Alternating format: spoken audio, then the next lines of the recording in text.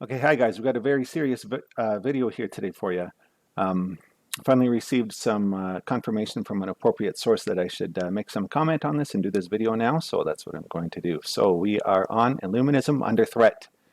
Hyperianism as the enemy of planet Earth. As severe as that, if you can imagine. Sounds pretty hyperbolic, but it actually fits in with everything that I've discovered related to ontological mathematics, Illuminism, and the nature of life on Earth and what's happening here. Okay, so let's proceed. So the threat to Earth and humanity. So we'll tie this together as we go along, but let's just first introduce the main concept here. Earth is infested with a parasitical mind virus, a mental spiritual virus.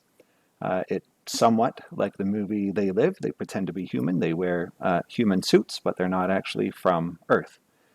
They don't care for Earth either. They are millions of years more advanced than humanity. They can outperform us across the board in technology, understanding of spirituality, magic, systems, everything like that. They use technology such as meat, suit, AIs, and NPCs, and forum strategies. So a forum is where a single soul can control a multiple number of bodies as opposed to a single soul controlling one body.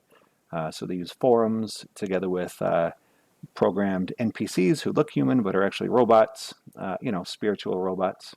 They're quite, they're fleshly. They have all the parts of a human. They're not, robotic underneath.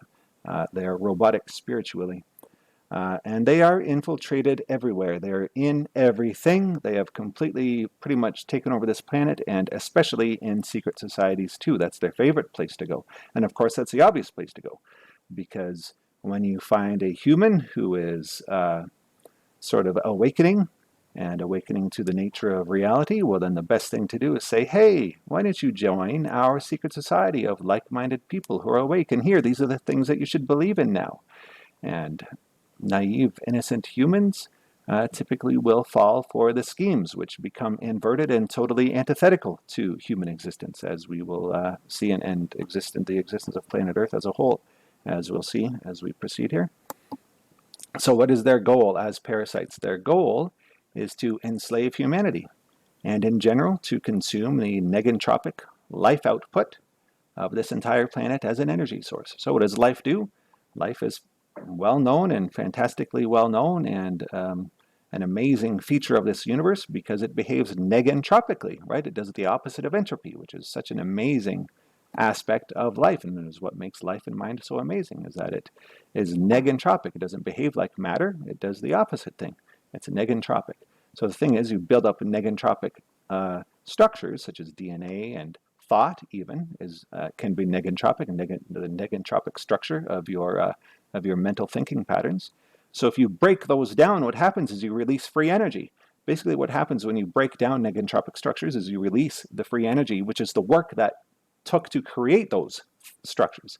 So as you break those structures down, not just physically as in burning wood or something, but even breaking down your mental structures, breaking down the mental structures of refined rational thought, when you break those down and degrade those into confused thought and thought with cognitive dissonance, you've liberated mental energy that these parasites actually feed upon.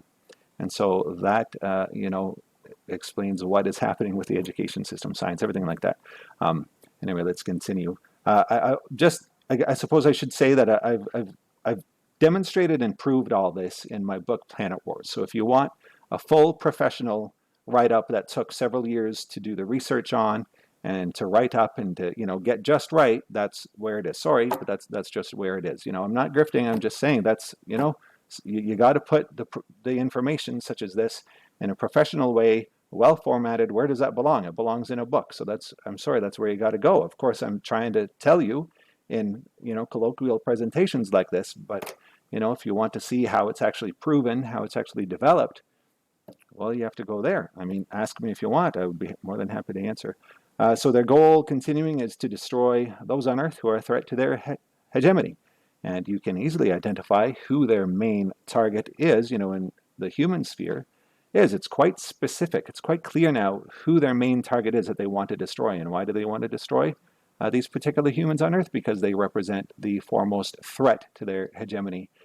Because typically only these such people can identify their schemes and fight effectively against them.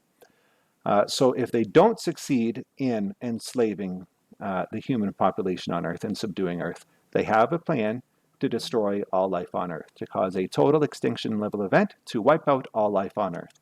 It sounds fantastic, but I have proven that in my book. It's proven. So that's their plan, to destroy all life on Earth if they cannot subdue humanity. All right, so continue. Enemy forces.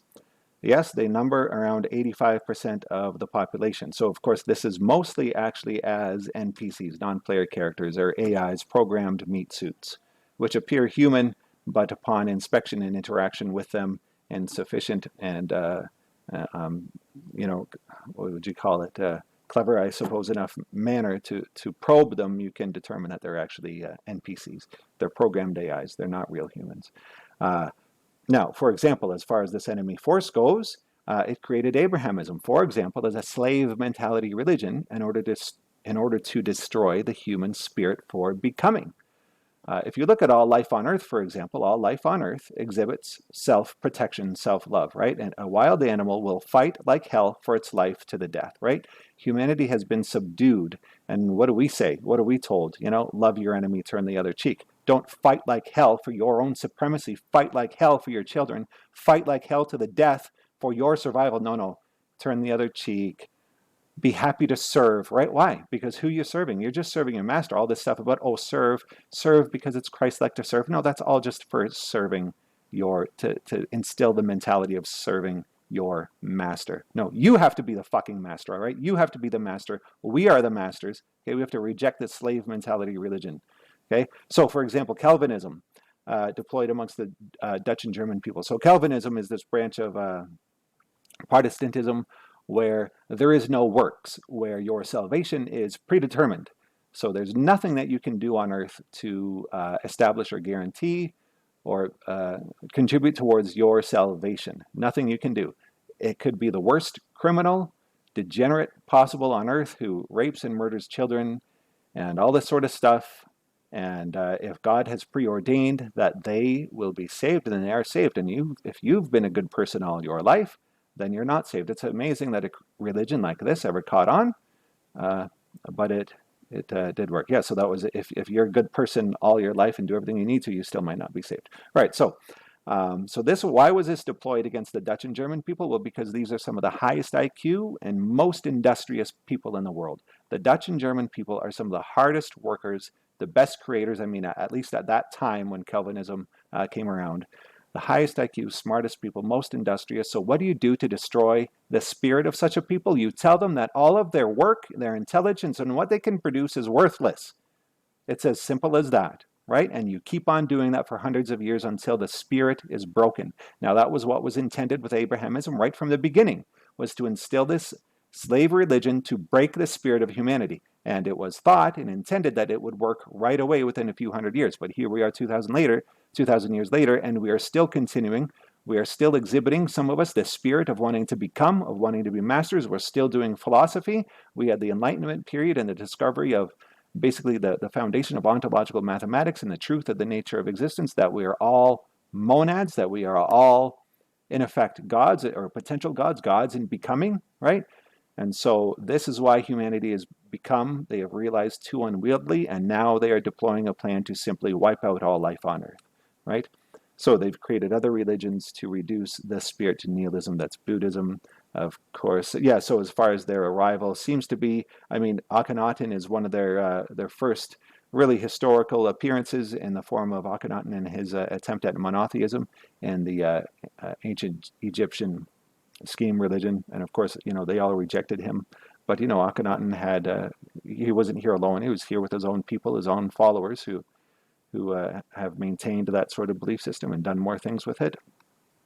They were probably here then before Akhenaten. They were probably doing their research and making plans, because their plan is to simply slowly, I guess I'll get into this in the next slide. Their plan is to slowly take over a planet, maintain it mostly, but quietly enslave it so that they can just sort of parasitize off of it. It's not as simple as, they show up in spaceships and, do it that way. I have a slide ahead about that.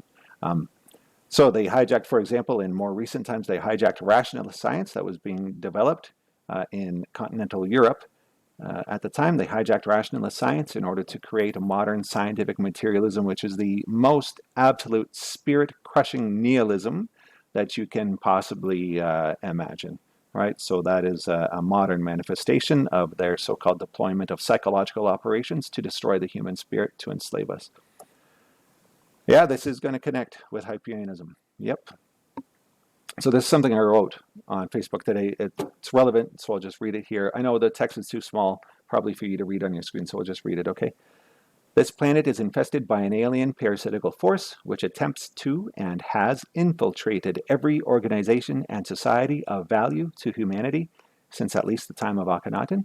Abrahamism is one example of our enemy's schemes, weakening humanity and making it a passive slave species. Our enemy seeks to turn us all into slaves, and if they find that they cannot do this to humanity, then they have simply a plan to end all life on Earth, and they will repopulate the Earth with other species that they have already enslaved elsewhere. Hyperianism is the latest example of how this enemy force inveigles its way into all valuable human institutions and inverts them into degeneracy, weakness, the philosophy of pity, and then ultimately of death. You know, just read what Nietzsche had to say about pity. Pity is disgusting, right? The way, especially I mean, you can pity something, but these people make a career out of pity, right?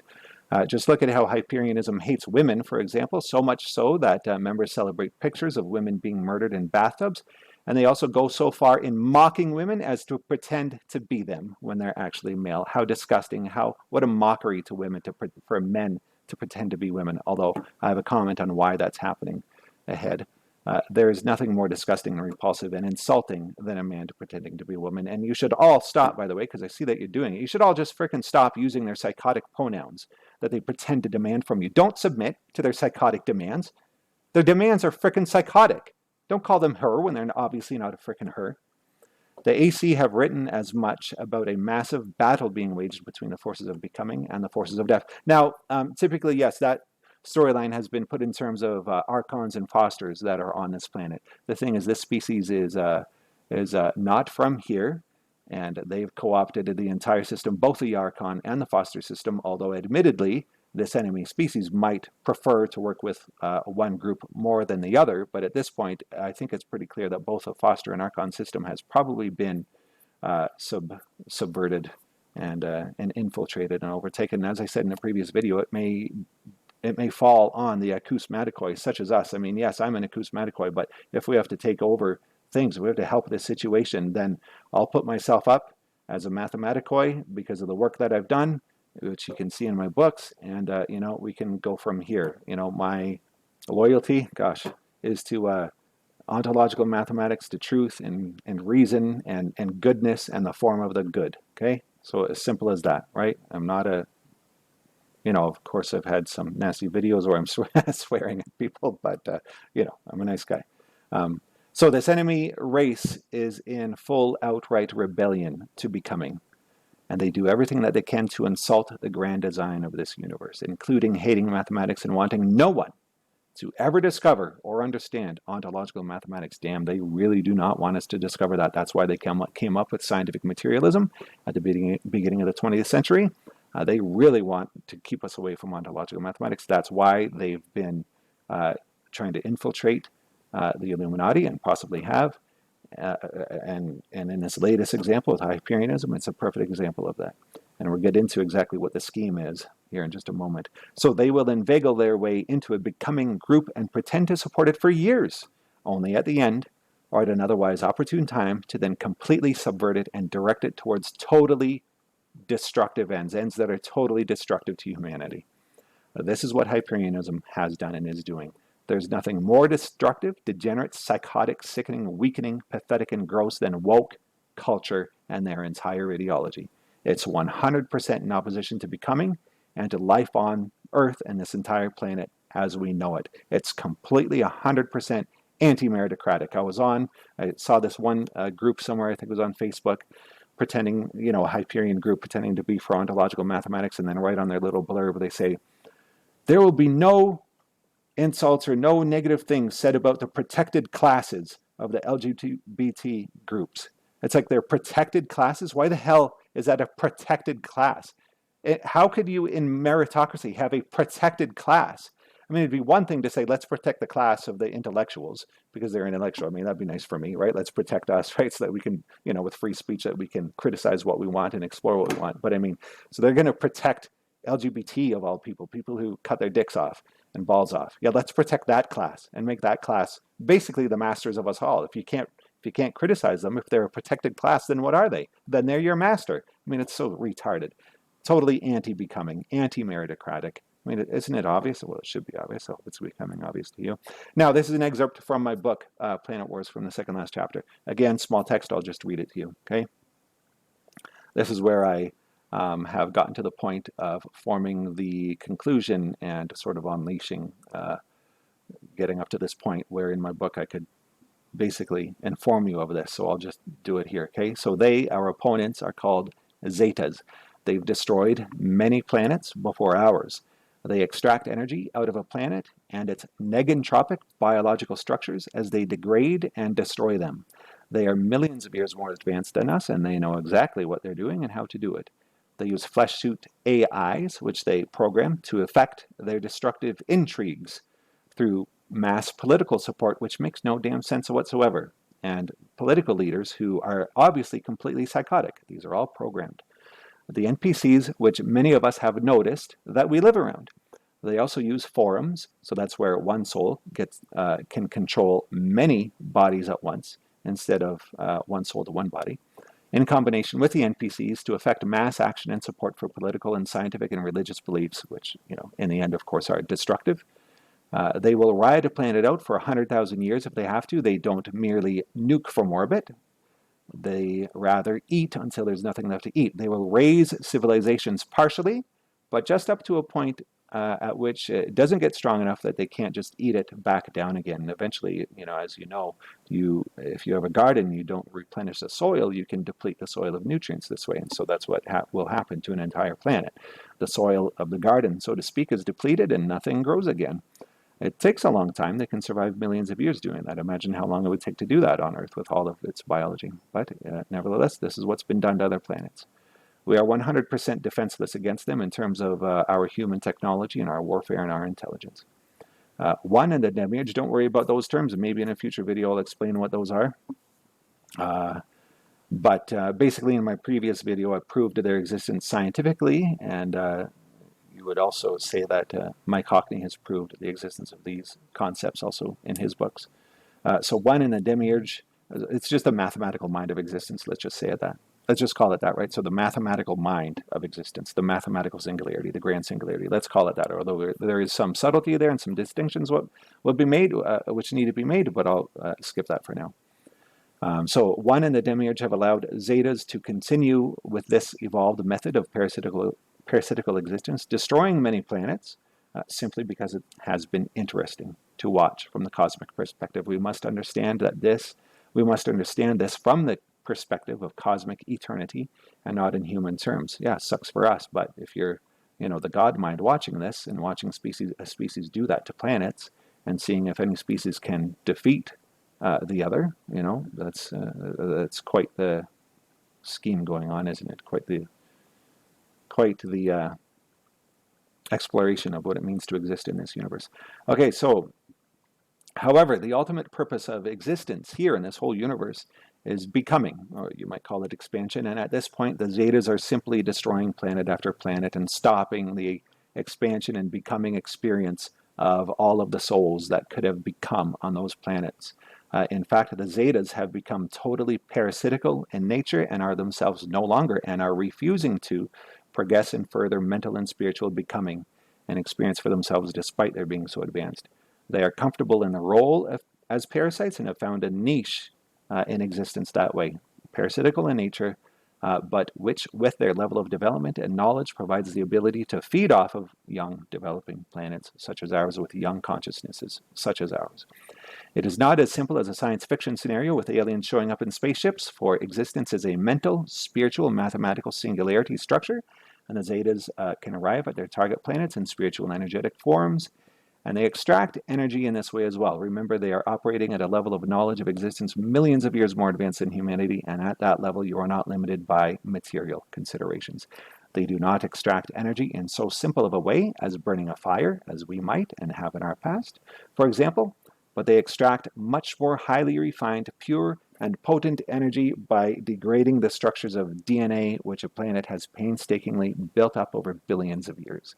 The energy contained within the genetic structures of a biosphere is a tremendous source of negentropic energy. It's a tremendous source of free energy. Like, that is some sweet, pure energy. You can imagine why it would be attractive for other parasitical species to want to leech off of, right? So that's what we need to stop. So what follows then in my book is a transcript of a discussion with one. You can get it there if you like. Let's talk about sex, for example. They seem to be either sexless, or at least in any case, it seems that they are actually sexless themselves, and they do that as an affront to the order of all of existence, which actually is sexed. The whole sex is a universal process which happens everywhere. So they've become sexless, made themselves sexless as simply as an affront to the design of the universe, or in any case, they promoted on Earth to destroy human reproduction because they want to get rid of humans. They hate reproductive human sexuality, hence wish to destroy its healthy expression as designed by Gaia and typically expressed in normal human culture. There's nothing more offensive both to masculinity, femininity, and life on Earth than for a man to pretend to be a woman. And when these men do pretend to be women, they do it in such cartoon caricatures. I don't understand why women themselves don't just find it so insulting for men to be pretending to be women in such ridiculous, comedic fashions. It's so absurd.